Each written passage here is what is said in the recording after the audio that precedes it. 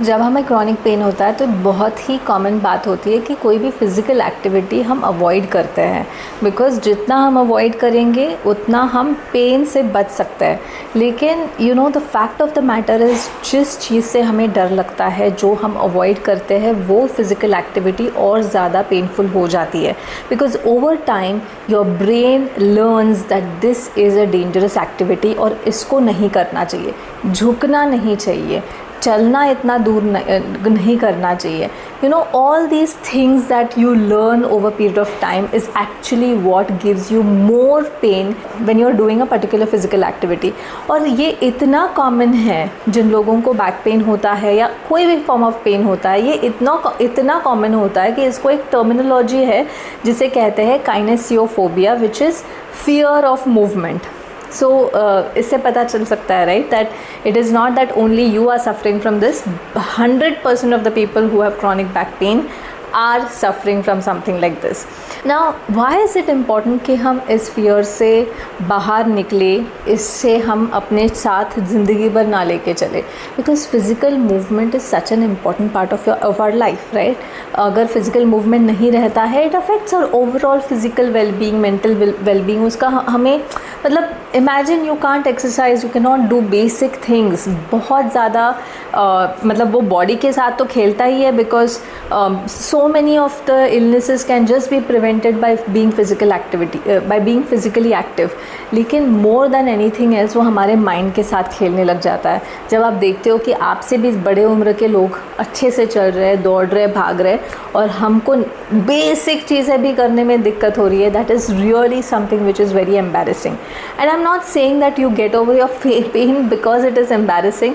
It's because that you do want to really get back to a normal life and live like normal people, just like I always wanted to. I always wanted to live a normal life, and that is what maybe an extraordinary life, not a normal life, but कुछ चीज़ें ऐसे करनी है जहाँ पे you are really going over and ahead of what you think you are capable of doing.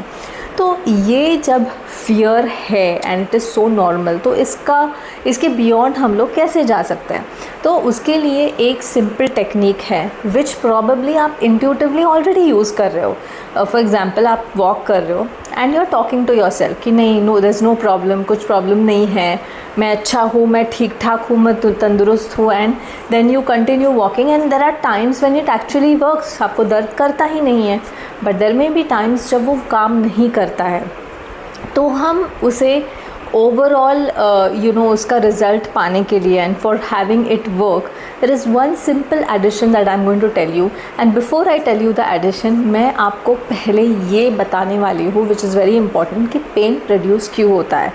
The simple reason why any form of pain is produced is because the brain thinks that there is some problem in the body. Sometimes there is real, कुछ तो definitely गड़बड़ है body में, चोट लगी है, infection हुआ है, and pain is so very important. लेकिन बहुत बार कुछ प्रॉब्लम नहीं है बॉडी में, there is no structural damage, there is no tissue damage, and still the brain thinks that कुछ तो प्रॉब्लम हुआ है and it creates pain. So sometimes it is just a misunderstanding of the brain. And by the way, in 90% of the cases जहाँ पे chronic back pain होता है, वहाँ the cause is that the brain has misunderstood. So the brain plays a role in creating chronic pain. जो acute pain होता है, चोट लगने के बाद जो pain होता है, that is not something where it is not something which is driven by the brain, or rather it is not something जहाँ पे misunderstanding होता है। वहाँ पे correctly analyze करके brain produces the pain. But when that is not there, when there is no tissue damage, when there is no damage, and still the brain is misunderstanding and creating the pain, that is where most of the chronic pain happens. So understanding this is important, because then we know what kind of messages should we give to the brain.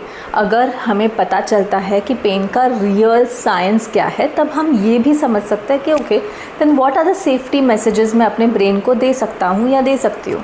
तो the kind of safety messages you can give to your brain is that, see, everything is all right while you are doing the walking, you actually tell yourself कि सब कुछ ठीक है, everything is all right, there's no structural problem in the body, maybe there's just a misunderstanding that the brain has created, and maybe there's some misinterpretation of the signals, maybe my brain is just overreacting, maybe my brain is just amplifying the pain.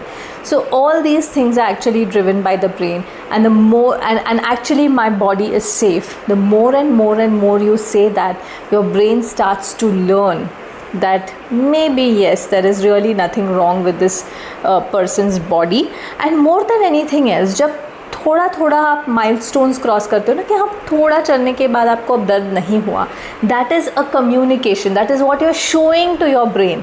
आप कह रहे हो लेकिन आप दिखा भी रहे हो अपने ब्रेन को कि देखो इतना चली मैं फिर भी दर्द नहीं हुआ, तो अब आप दिखा रहे हो. तो वो जितना आपके एविडेंसेस मिलेंगे उसको, उतना वो सीखने लगेगा, okay maybe there's really no reason to produce the pain, and slowly it will unlearn the pain pathways that it has already created, and वो unlearn करेगा कि उस एक्टिविटी को करते समय अब पेन प्रोड्यूस करने की कोई ज़रूरत नहीं है.